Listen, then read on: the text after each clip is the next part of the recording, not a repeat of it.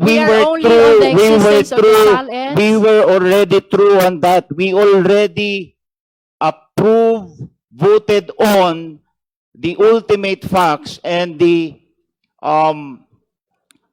sufficiency in substance. And the annexes provided in the complaint, Madam Chair.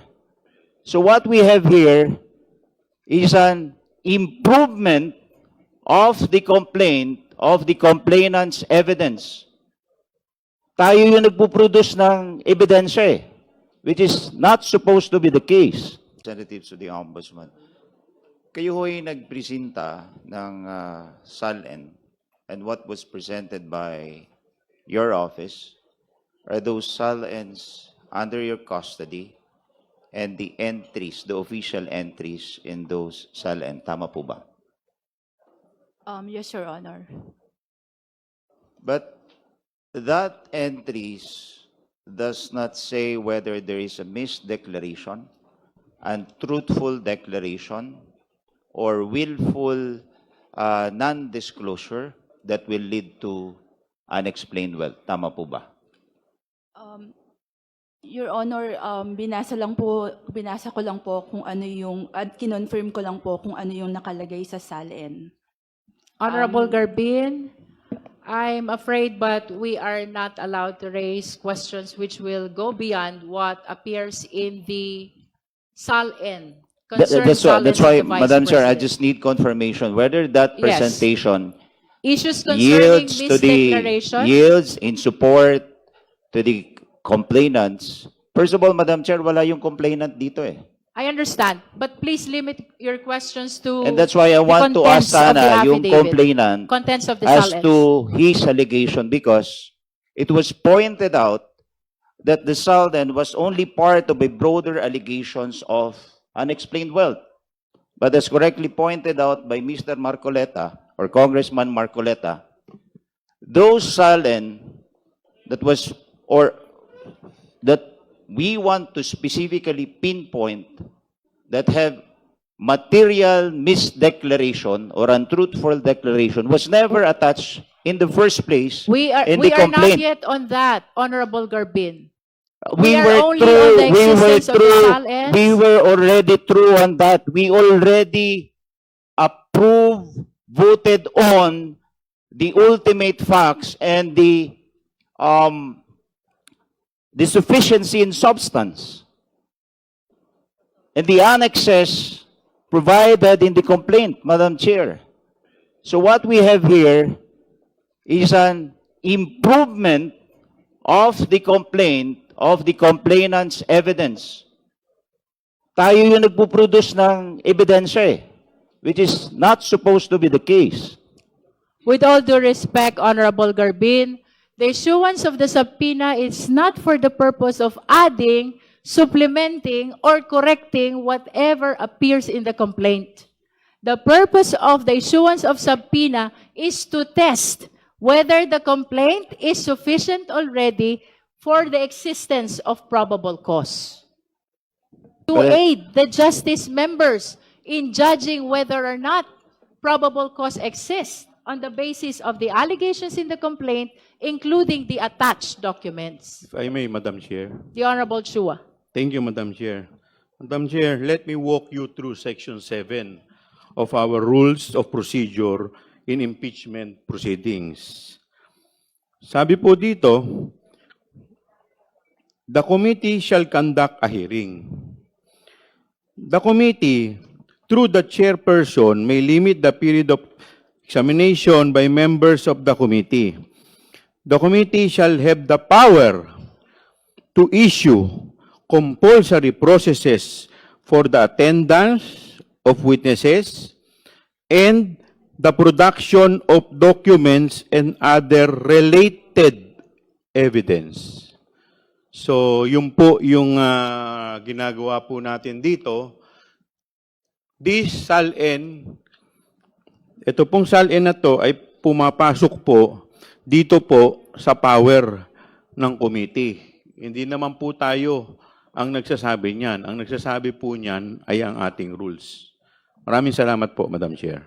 Thank you. Before we proceed, Madam I just Chair. want to state for the record, Honorable De Lima, Thank you. that the committee is already in receipt of the notices of disallowance referred to by Attorney Camora of ICFAO COA during the April 14 hearing. This pertains to the disallowances of the first 3 quarters of the OVP Confidential Fund of 2023, the first, the second, and the third. The total amount of these notices of disallowances is 375,000 million, 375 million pesos. So the COMSEC is directed to provide copy of this notices of disallowance to the Vice President, the complainant, and all the members of the Justice Committee. The same is true with respect to the decision referred to as well by Attorney Camora of ICFAO COA. This is to prove that the appeal pertaining to the last quarter of 2022 confidential fund of OVP has been denied, which means that the notice of disallowance for the last quarter of 2022 was affirmed by the Commission on Audit.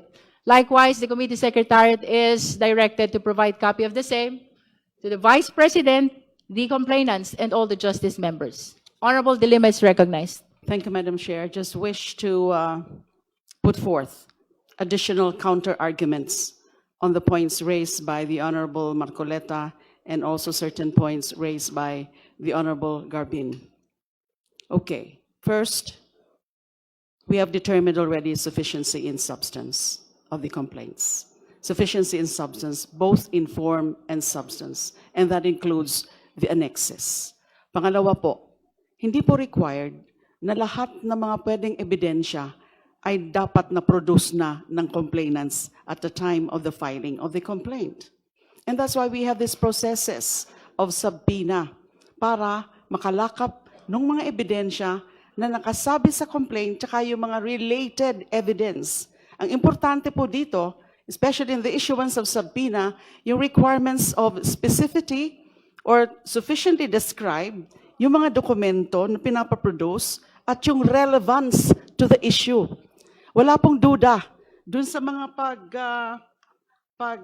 subpoena po natin ng production for the production of specific documents like respondent SAL-Ns, the AMLAC records of the flagged bank transactions of the respondent, the records of her corporate holdings, records of her financial transactions. These are all relevant to the grounds alleged in the complaint. They directly relate to the issues actually and specifically raised in the 3rd and 4th impeachment complaints, the Sabalia et al. And Cabrera complaints, particularly that respondent purportedly engaged in culpable violation of the Constitution, graft and corruption, bribery, including the accumulation of unexplained and or ill-gotten wealth and her ownership of secret bank accounts worth millions, if not billions of pesos, all of which she did not declare in her SAL-Ns. Doon sa punto na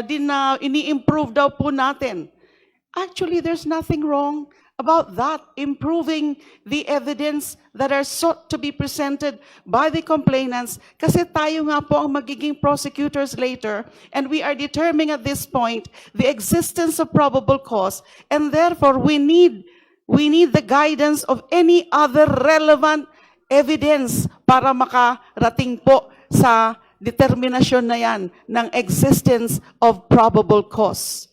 We develop, we improve, we ask for other additional evidence as long as they are relevant to the issue or issues as alleged in the complaints. So wala pong mga linalabag dito na mga principles pagdating po sa tungkol doon sa kailangan ba na linalagay lahat o pinipresenta na lahat sa complaint pa lang? So malinaw po yan, Madam Chair, hindi po kailangan. Thank you. Madam Chair. The Honorable Chel Jokno is recognized. Yes, thank you, Madam Chair. Wala naman pong pinagkaiba ang ginagawa ng Committee on Justice dun sa ginagawa ng isang prosecutor na nagko-conduct ng preliminary investigation.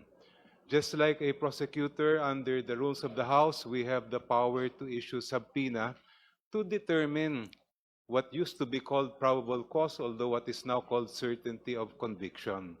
And para sa akin, mas mahalaga pa nga yung tungkulin natin na yon dahil wala pa naman po tayo sa adversarial stage. We are very clearly in the inquisitorial stage where we are meant to inquire whether there is sufficient probable cause. Kaya po tayo binigyan ng ngipin ng House Rules para makapagsabpina ay para nga makita ang ebidensya. And I'm very disappointed at any attempts to remove that power from us, because that is precisely why the Constitution requires that we conduct a hearing. Yung hearing naman natin, hindi para marinig natin yung salita ng iba't ibang mga nandito ngayon, kung hindi makita mismo yung ebidensya. Thank you, Madam Chair. But, Thank you. Chairman, Madam Madam Chair. My The last Honorable manifestation. Garbin. Madam Chair. At the outset, Madam Chair, let me state that I am for the truth and for knowing whether there's material or misdeclaration on the SALN. What I'm saying here, the observance of procedural due process. Going back to the complaint, as stated, this specific SALN were not attached. And when you say observance of procedural due process, ang tinatawag po doon, paano makakapagsagot yung isang respondent kung wala naman specific allegations doon sa mga iprinisintang SALN? We agree that we have compulsory processes to produce those documents relevant to this hearing. But the absence of giving opportunity to the respondent the right to be heard or to answer, and those specific allegations, it's not even a specific allegation because it was part of a broader allegations of unexplained wealth. Ako po ay isang abogado bago mambabatas. Ako po ay dumaan din sa napakaraming preliminary investigation. And kung magpipresenta tayo dito ng dokumento na hindi natin bibigyan ng oportunidad yung inaakusahan dito, then where is the procedural due process? That's why I'm saying, are we Honorable improving the complaint? Or Honorable it is Garbin. better left to the impeachment court to present all these documents so that the respondent will also have the right to confront those evidence presented against her Notice is being given to her. and the right also to examine those specific SALN that allege misdeclarations of unexplained wealth. Honorable Garbin, I just want to state for the record that since the start of the presentation of witnesses and evidence, we've been sending notices to the Vice President, to the respondent, and as a matter of fact, even after every resource person, we are calling the Vice President to check if she is present so we can cater the opportunity to be heard that you are mentioning. Honorable Garbin, in as far as due process is concerned, I honestly believe that this committee has been amply complying in providing the same to the respondent Vice President. And let us all be reminded that this issue raised by the Honorable Garbin is already pending before the Supreme Court. So with the indulgence of the justice members, perhaps we should leave this to the judgment of the Honorable Supreme Court.